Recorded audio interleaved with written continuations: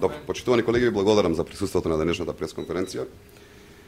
Се изнаслушавме секакви чуда и најблаго кажано, останавме запрепастани заради сето ова што не го приредуваат партнерите Велија Рамковски и Бранко Црвенковски. Но вистина не знаеме веќе што да очекуваме од нив.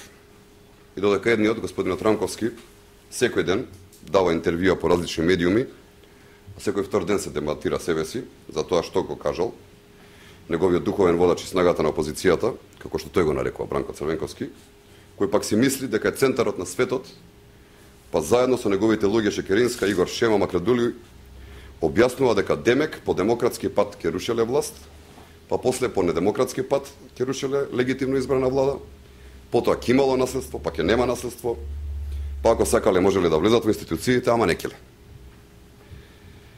За на крај, се това да кулминира со изјавата карактеристична за шеф на мафија, а не на лидер на опозиција или својствена на некој латиноамерикански наркокартел, кога на наместено прашање на несудениот генерален секретар на СДСМ, господинот Васко Ефтов, Демек некој сакал да го убие Бранко, по овој сега го одговара следново.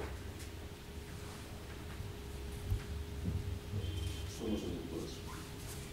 Нека гледа да не промашат, зато журбе промашат, следна прилика, ние нема да промашат. Почитувани колеги, вакви чуда нема никаде во светот. На какво ниско ниво падна политичката дебата во Република Македонија.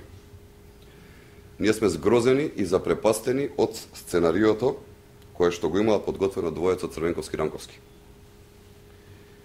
Иако кога најавуваа жешка политичка есен, мислеа на ова сценарио кој што сега ни го подготвија, тогаш можеме да им порачаме дека навистина се провидни. Играта што ја подготвија и сценариото кој што го организираат има две цели. Првата, да го дефокусира јавното мислење од аферата во која што е заглавен Бранко Црвенковски, аферата Надеж, во која Црвенковски се терети за злоупотреба на државни пари, и втората да го дефокусира вниманието од контролата на инспекцијските служби на фирмите на улица Перонаков безброј, поради основано сомневање за криминални активности. Фирми за кои што Велија Рамковски те не признава поврзаност. Секакви други глупости, удирање по гради, покажување на сила, демонстрација на некаква подготвеност за наводни измислени атентатори и одговарање на наместени прашања се само одраз на трагедијата на која што е спадната политичката дебата во Република Македонија. Се изнаслушавме глупости, ароганција, се изнагледавме злоупотреба на политиката, медиумите, па и на граѓаните. Целта беше да се покрие криминалот и корупцијата на 20 транзициони ликови, кои сега очајно се обидуваат да дојдат на власт. Премногу провидно и премногу ниско. Сакаме да информираме дека утре очекуваме се. Очекуваме глума, театар, сценарија, снимање на спот кој потоа ќе се емитува на еден телевизија.